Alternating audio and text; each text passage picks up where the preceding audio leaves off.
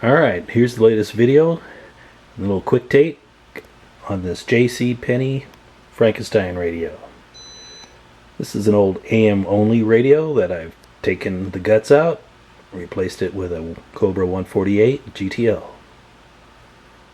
You can see everything's nice and tucked in there, wiring's nice and tidy. You know, the speaker internal to these guys are a bit unusual.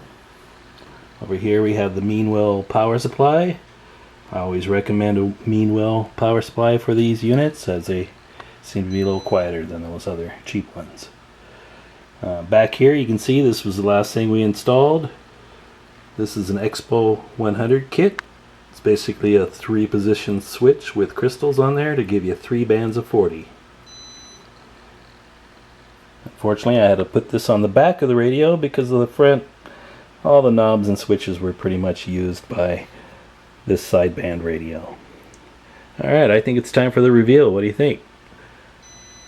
We got the front chassis on, the front cover, and it's going to be looking good. Here we go. Okay, here we go, guys. Ho ho ho! What do you think? 40 channel base station, frequency counter 27405. 2 meters, the old JC Penney 6238. Look at that. Shined up those knobs, polished that chrome. I'm telling you, this radio took a lot of work.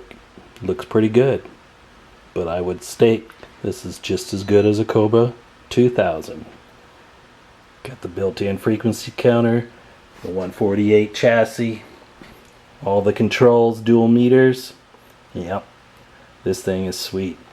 Alright, I hope you really enjoyed this one. I know I did. Thanks.